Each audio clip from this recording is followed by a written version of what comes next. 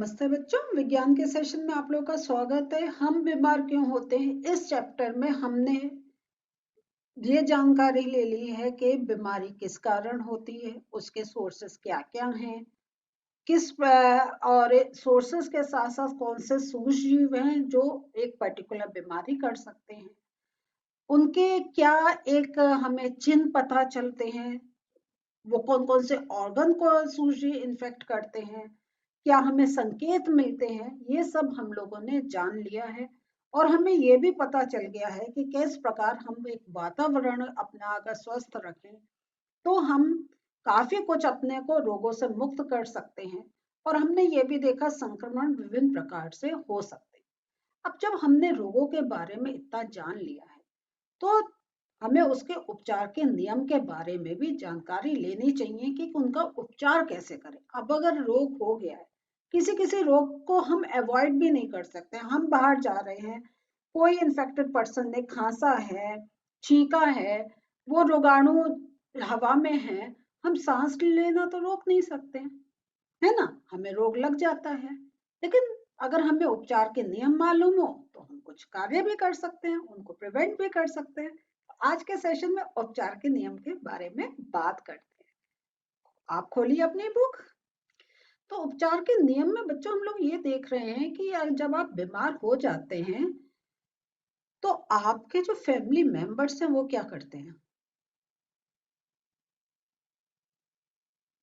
आपकी केयर करते हैं, और लोगों को इन्फेक्शन नहीं फैले उसका करते हैं, फिर जिस कारण से हुआ उस पे ज्यादा ध्यान देते हैं। अगर आपको पानी से हुआ है तो आपको पानी उबाल के देंगे, आपको खाने से हुआ है तो खाना आपको ऐसा देंगे कि आपका डाइजेशन हो, बाहर का नहीं देते। तो अलग अलग हम प्रकार से सतर्कता लेते हैं।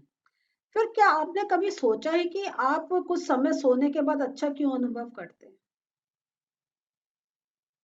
और उपचार में दवाई का उपयोग कब करते हैं? कभी कभी क्या होता है, हम जब सोते हैं तो हमारा बॉडी में एक क्या है, सारी एनर्जी रिकलेक्ट होती है और रोग से लड़ने में एक हेल्प करती है। प्लस हम मेंटल एक एंजाइटी नहीं लेते हैं, है ना।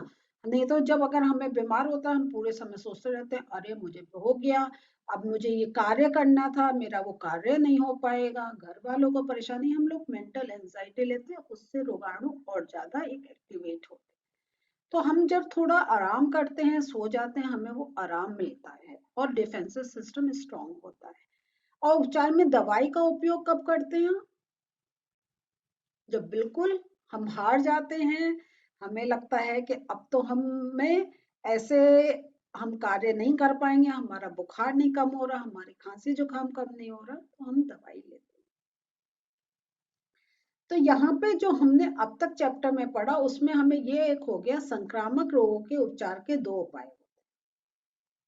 तो जो दो उपाय हैं वो ये है, एक तो हम क्या है, रोग के प्रभाव को कम कर दें, और दूसरा है रोग के कारण को समाप्त कर दें। तो हमारा उपचार का मेन ये चलता है कि जो सिम्टम्स आ रहे हैं वो खत्म हो, और प्लस जिस कारण हुआ है वो कारण भी खत्म हो जाए, जो माइक्रो ऑर्गेनिज्म जो सूक्ष्मजीव है उन वो भी खत्म हो जाए। तो पहले के लिए हम क्या करते हैं, जिससे आपके जो लक्षण है, जो सिम्टम्स है वो कम हो जाए। तो लक्षण जो है प्राय आपके इन्फ्लेमेशन के कारण होते हैं। जैसे हम देखते हैं कि हम बुखार, दर्द अथवा दस्त को कम करने के लिए दवाई का उपयोग करते हैं, है ना। हम आराम कर ऊर्जा का संरक्षण कर सकते हैं जो हमारे स्वस्थ होने में सहायक हो। लेकिन इस प्रकार के लक्षण आधारित उपचार स्वयं में संक्रामक सूक्ष्मजीवों को समाप्त नहीं करेंगे और रोग ठीक नहीं होंगे, इसलिए हमें सूक्ष्मजीवों को मारना भी पड़ता है। मीन्स आपका ये देखिए कि हमारा इन्फेक्शन है और जो हम खांस रहे हैं वो एक सिम्टम है। हम कोशिश ये करते हैं खांसना बंद कर दे, खांसना बंद हो गया, लेकिन ये गारंटी नहीं होती है कि जो अंदर सूक्ष्मजीव है जिसके कारण इन्फेक्शन हुआ वो पूरे शरीर में खत्म हो। तो हमारा दो प्रकार से उपचार होता है कि जो सिम्टम्स है वो कंट्रोल, बुखार है तो बुखार कम हो जाए, लेकिन जिस कारण बुखार हुआ है वो जो सूक्ष्मजीव है उनको भी खत्म करना एक आवश्यक होता है। तो इस प्रकार के लक्षण आधारित उपचार स्वयं में संक्रामक सूक्ष्मजीवों को समाप्त नहीं करेंगे और रोग ठीक नहीं होंगे, इसलिए यहाँ क्या है, हमें सूक्ष्मजीवों को मारना पड़ेगा। अब जो एक प्रश्न आ रहा है वो ये है, सूक्ष्मजीव कैसे मारते हैं? तो सूक्ष्मजीवों को मारने के लिए हम औषधियों का उपयोग करते हैं, मेडिसिन लेते हैं। और ये हम पहले पढ़ चुके हैं कि सूक्ष्मजीव विभिन्न वर्गों में आते हैं, जैसे वायरस है, बैक्टीरिया है, फंगाई है, प्रोटोजोआ है। ये क्या है? ये सारे वो सोर्सेस हैं और वो हमारे बॉडी में एंटर हैं, जिससे हमें वो बीमारी हो रही है। हमें इनको मारना आवश्यक होता है। इसलिए कभी कभी क्या होता है, आपको जब डॉक्टर के पास जाते हैं, आपको मेडिसिन दी जाती है, तो डॉक्टर कहता है कम से कम आपको 1 हफ्ते खानी है, दिन में 2 बार खानी है, दिन में 1 बार खानी है। उसका कारण यही होता है कि आपके सिम्टम्स तो बाहर से नहीं दिखाई दे रहे हैं, लेकिन वो उनको मालूम है कि इस सूजी की इतनी साइकिल चलती है, ये फिर से मल्टीप्लाई होंगे, ये अंदर हानि कर सकते हैं। तो लगातार आप इतने दिन खाएंगे तो उनका जो एक मल्टीप्लाई हो रहे हैं वो उतने दिन में रुकेगा। तो जीवों के प्रत्येक वर्ग में कुछ आवश्यक जैव रासायनिक जैव प्रक्रियाएं होंगी जो इस वर्ग के लिए विशिष्ट होंगी और अन्य वर्गों में नहीं होंगी। ये प्रक्रियाएं नए पदार्थ बनाने के विभिन्न चरण अथवा श्वसन हो सकती है। तो इनको हमें ये जो इनकी जो अंदर प्रक्रियाएं चल रही हैं उसको हम मेडिसिन के द्वारा कंट्रोल करते हैं। अब हम लोग ये देखते हैं कि अगर हमारी कोशिकाएं ऐसे प्रक्रम से नए पदार्थ बना सकती हैं जो बैक्टीरिया के प्रक्रम से भिन्न हो, हमें ऐसी औषधि का उपयोग करना है जो हमारे शरीर को प्रभावित किए बिना ही बैक्टीरिया के संश्लेषी मार्ग को रोक सके। तो हमें जो औषधि लेते हैं उसमें हमें ये जरूर ध्यान देना होता है कि जैसा मैंने एक सेशन में आपको पहले भी समझाया था, जब हम लोगों ने वैक्सीनेशंस इनकी बात करी थी, एंटीबायोटिक्स की बात करी थी, कि वो जो सूक्ष्मजीव है वो भी जीव है ना, वो जब एक मेडिसिन उनको डिस्ट्रॉय कर रही है तो उनको ही करे। हमारे भी क्या है, हमारा भी बॉडी सेल से बना है, तो हमारे बॉडी के सेल्स उससे इफेक्ट नहीं हो। ऐसा नहीं हो कि अगर कोई ऐसी मेडिसिन है जो उनका कार्यविधि को रोक रही है, तो वो अगर हमारे बॉडी से के सेल्स उसको ले रहे हैं तो उनकी भी कार्यविधि रुके। हमें इस मेडिसिन ऐसे बनाई जाती हैं कि वो सिर्फ उन सूक्ष्मजीवों पर अटैक करे, बॉडी पर अटैक नहीं करे। तो ऐसा एंटीबायोटिक से संभव है। और एंटीबायोटिक इसी प्रकार से बनाए जाते हैं, जो हमने देखा था कि जो बैक्टीरिया है वो अपने चारों तरफ एक शेल बनाते हैं जिससे वो अपने को प्रोटेक्ट करते हैं। तो मेन एंटीबायोटिक का यही कार्य होता है, वो शेल बनाने की जो प्रोटेक्टिव लेयर है उसको डैमेज करे और कुछ नहीं करे। तो जब वो डैमेज होगा तो नेचुरली फिर जो वो सर्वाइव नहीं कर पाएंगे और मर जाएंगे। तो इसी प्रकार कुछ ऐसी औषधियां हैं जो मलेरिया के परजीवी प्रोटोजोआ को भी मारती हैं। एंटीवायरल औषधि का बनाना एंटीबैक्टीरियल औषधि के बनने की अपेक्षा कठिन है। और इसका जो है, देखिए,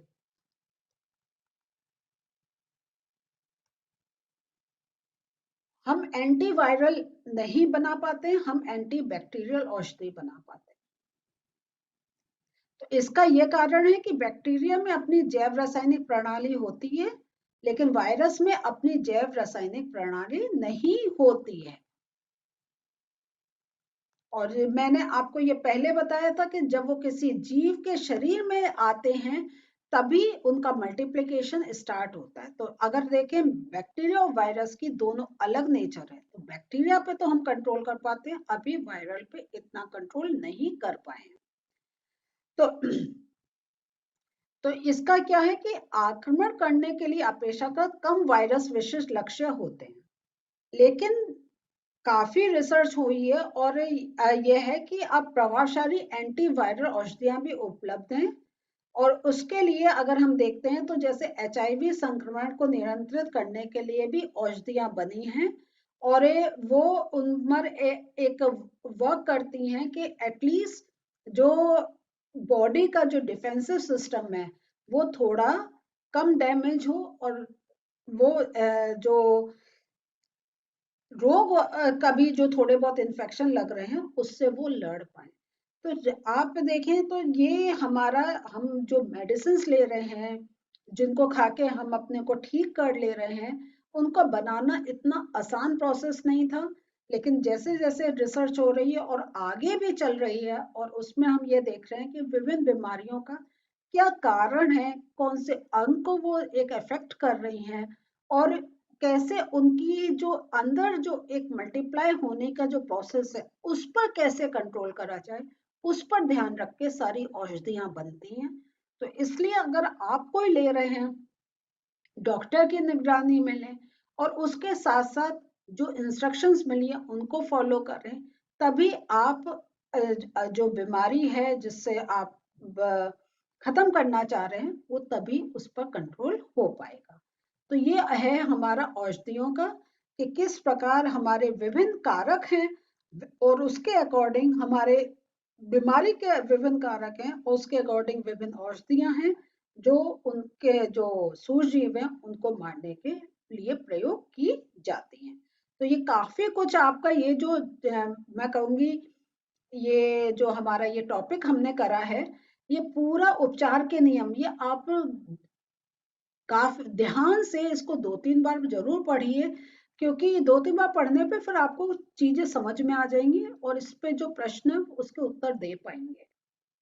हर लाइन में कहूंगी इसमें बहुत इंपॉर्टेंट है, पर इसको जरूर ध्यान से पढ़िएगा। ये इतना पूरा पार्ट, थोड़े जो इंपॉर्टेंट पॉइंट्स है वो आपको मैं नोट्स रूप में भी दिखा रही हूँ। रोग के उपचार के उपाय में देखते हैं, आराम करके ऊर्जा का संरक्षण करें, इस प्रकार रोग के प्रभाव को कम कर दें। रोगाणुओं को मारकर रोग के कारण को समाप्त कर दें। औषधि द्वारा उपचार, रोगाणुओं को मारने के लिए ऐसी औषधि का उपयोग करना चाहिए जो हमारे शरीर को प्रभावित किए बिना रोगाणुओं के संश्लेषण मार्ग को रोक सके। ऐसा एंटीबायोटिक से संभव है। अभी जो ये एक एंटीबायोटिक ही है जो हमें काफी रोगों से लड़ने में सहायता देते हैं। एंटीवायरल तथा एंटीबैक्टीरियल औषधि का अगर देखें तो इसका हम जानते हैं, एंटीवायरल औषधि का बनाना अगर हम बैक्टीरियल औषधि के कंपैरिजन करें तो काफी कठिन है। और इसका क्या कारण है कि बैक्टीरिया में अपनी जैव रासायनिक प्रणाली होती है, जबकि वायरस में अपनी जैव रासायनिक प्रणाली बहुत कम होती है, उसकी अपनी बहुत कम होती है। वो हमारे बॉडी का ही वो प्रोसेस यूज करता है, तो उस पर एक अटैक करना, उसको एक प्रोसेस को रोकना, वो अभी भी थोड़ा हमारा नहीं इतना, अभी अगर कहें उस पे हमारे एक कॉन्क्रीट एक बड़ा सॉलिड अभी भी कोई हमें सॉल्यूशन नहीं मिल पाया है। तो बच्चों, आज के सेशन में हम लोगों ने देखा कैसे एंटीबैक्टीरियल, एंटीवायरल हमारे एक औषधियों का एक कैसे एक डिफरेंट प्रकार की औषधियां होती हैं, और किस प्रकार वो रोग को एक कंट्रोल करने में हेल्पफुल होती है। तो आज का सेशन अब यहीं रोक रहे हैं, अगले सेशन में फिर मिलते हैं। बाय।